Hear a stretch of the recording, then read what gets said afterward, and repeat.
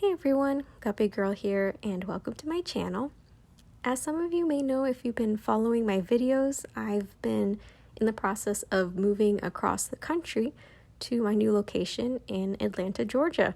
So I am currently in Atlanta with my fish in buckets in the hotel room and waiting for my stuff to arrive this week to go in my apartment. So exciting, but also a little nerve-wracking. There have been a lot of bumps along the way, but that will be a video for another time. As you can imagine, moving from Seattle, Washington to Atlanta, Georgia was not an easy move. And this was unfortunately one of the hardest things I had to do was give away this tank, just because I knew I couldn't take it with me and it was just too small, too tiny, and it was almost perfect in my mind. There's always things you can move and switch around and kind of trim plants, but this one was so low maintenance, so I was sad to give this one away. And in the future I hope to make something kind of similar, but until then, this is the story of my 2-year 2-gallon tank. Enjoy. The tank started off as just having a white pool filter sand substrate with some red lava rock and some moss glued to this lava rock. And I had it like this for about a week or two. After they were in the tank for a couple weeks, I found them a home and then the tank was empty.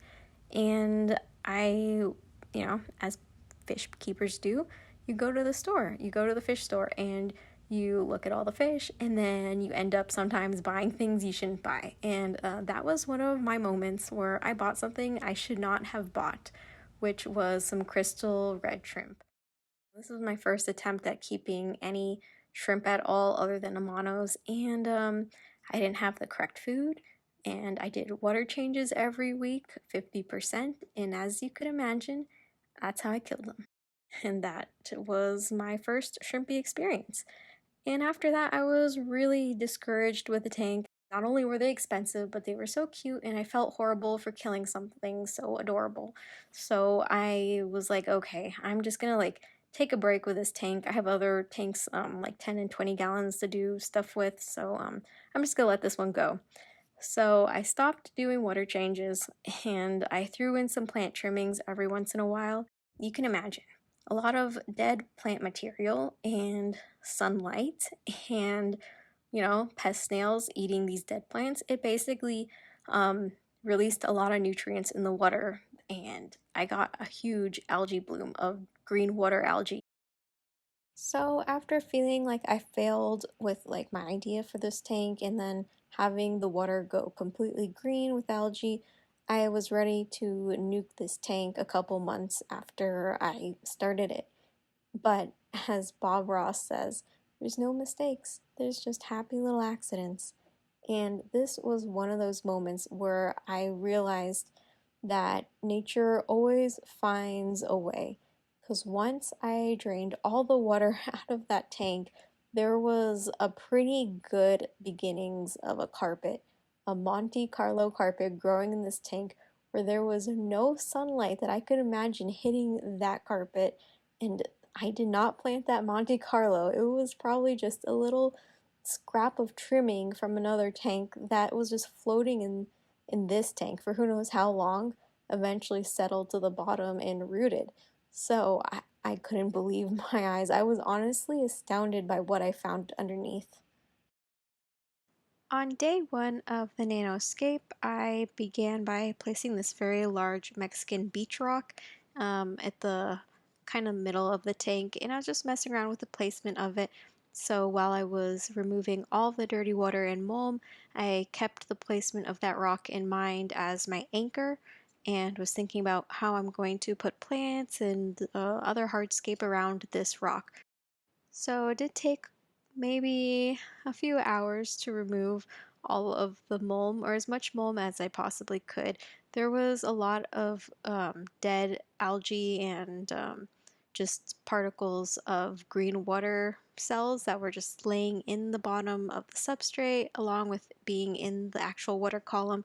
So I just very carefully disturbed the top layer of sand, and then I used a little pipette to try to remove as much mold from the Monte Carlo carpet as I could. The goal for this tank wasn't to remove every single little piece of detritus and mold, it was just to remove everything at the top layer. And as you'll see as the tank progresses, it does go through some issues of having green water reoccur, but that is really not a problem with the weekly water changes. From this picture, you can see that the water in the jar is really dirty and nasty, and you can't even see through it, and that's basically just the tip of the iceberg of what was in this tank. I had to fill up the tank and then drain it multiple times to try to remove as much of that green water algae as I could.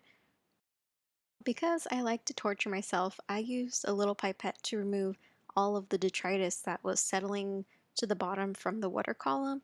And of course, this would have been so much easier if I just used a normal siphon and just carefully went over the top of the sand. My whole point wasn't to gravel vac. I wanted to leave most of it in the sand because to me that's just kind of plant fertilizer and there's no point in removing it and accidentally potentially pulling up the carpet. So I just wanted to do the top layer. I used the large rock in the tank to fill the water back into the tank. It was basically just a way to break the flow of water so it wouldn't stir up the sand too much. The biggest lesson I learned in making this tank is that just because it's a nano tank doesn't mean you need to use nano tools. Although they are really cute and adorable, I really did waste a lot of time doing this, and it would have been way more efficient if I just used a larger turkey baster instead of a small pipette, or I just very carefully used a normal gravel vac siphon. That would have also helped me save a lot of time in this cleanup. I noticed after I cleaned up most of the substrate that it was missing a little bit of sand in the back of the tank, like it just wasn't completely level, and I wanted this tank to be level so I could have a level carpet. So I just added some new pool filter sand to the back there to just level everything out. I can't tell you why I particularly thought this was a good idea, but I decided to clean out the substrate after I just added new sand. So I once again went over there and I was moving the top layer of water around with the jet of this larger pipette and made a humongous mess in the water again that I had to clean up. But you can see this is all the stuff that's in the substrate and is probably still there to this very day. On day 2 of the scape, I had some wood that I was thinking would look good in this tank. So these are just some spiderwood branches or sticks, you can call them. They're not really branching at all, but I believe there's 3 pieces right there that I thought would kind of be easy to tie in a shape that would portray a tree root kind of. So these are actually just sticks that I tied together with some fishing line, and it's really not too noticeable, and you'll see later on I cover it up with first moss, and then I find it's easier to cover up the whole mess at the top with some Anubias nana petite. On day 93 of the nanoscape, which is about the 3-month mark, it was on this shelf, and for the remainder of a year it would be on this shelf until I move from this apartment. The light that's lighting up the whole tank is a T5 bulb, and the only type of filtration I have is an air stone. The green water is still present. I did around a water change every week to a month, just depending on how I felt about this tank. So it did take a long time for the green water to just re-emerge and turn into this thick color you see here. But it was nothing to worry about as 100% water change would clear this up right away. In the 3rd month, the moss really started to grow and the carpet was slowly inching along, making its way to the right side of the tank. On the fifth month, you can see the carpet has grown maybe 1 or 2 inches to the right a little more, and I removed most of the moss as it was beginning to look a little too messy and cover up the wood too much.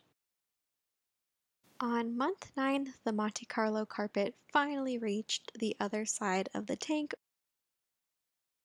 On month 11, I received a few red Neocaridina shrimp from a local hobbyist and decided I wanted to attempt shrimp again. In preparation of the shrimp, I did a few changes to the tank. I removed all of the moss as I thought it was a little messy looking and replaced it with Anubias nana petite. I also added a few stems of Hydrocotyle tripartita, also known as Hydrocotyle Japan, along with a corner sponge filter.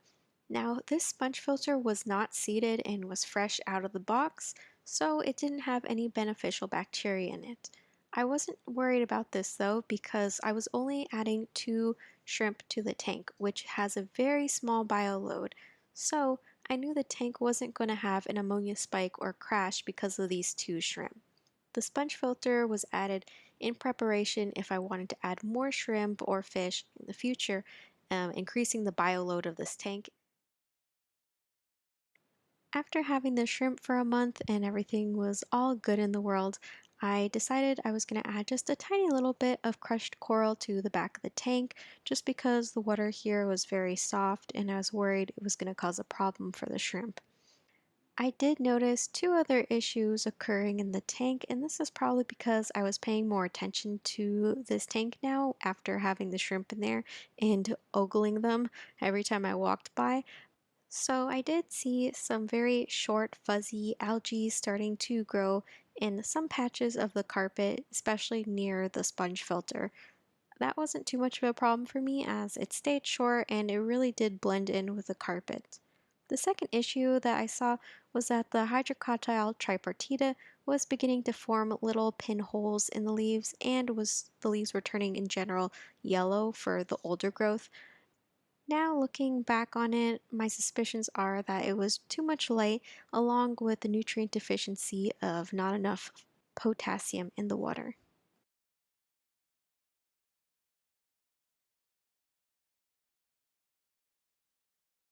On month 16 of this tank, I ended up moving to a new apartment, so for about a week or so, the tank was in darkness or was just getting ambient light from the tank next door to it. One issue that did occur during the move was that I had to drain a lot of the water from the tank, so some of the Anubias leaves did get dried out. A lot of the leaves in the rest of the pictures here you will see are missing chunks where old growth died off. To give more depth to the tank, on month 17 I added a small trimming of red emerald philodendron just so I can have some nice green growth coming out of the tank.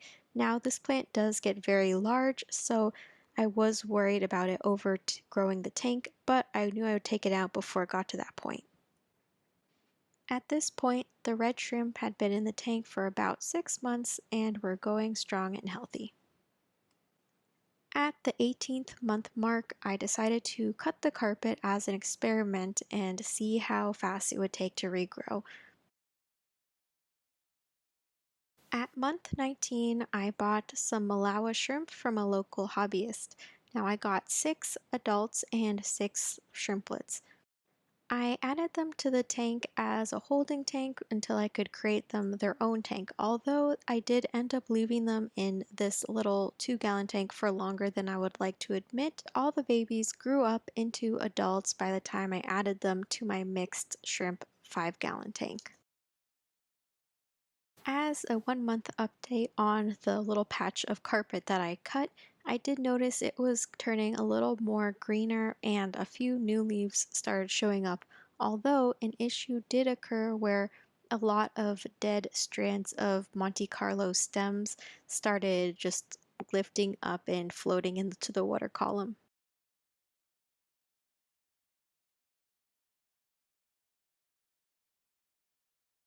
At 21 months, I noticed the carpet was definitely doing better where I cut it. Now there was even more green growth and less yellow was showing from the old dead stems underneath. This meant that it took about 3 months for the carpet to get to this point and almost fully recover from the trimming. And this is without using CO2. I also noticed that the Anubias Nana Petite started to emerge out of the tank from just getting new growth at the top. I also removed the red emerald philodendron because the root system was just getting a little bit too big for this little tank. So it had been in here for about 4 months. At the 22-month mark, the carpet where I cut it is still recovering. It's almost there, just a little bit more growth to go, which means this is about 4 months after I cut the Monte Carlo carpet in this little area. This is also the last time I took any pictures of the Malawi shrimp, as I removed them from this tank and moved them to a 5-gallon mixed shrimp tank.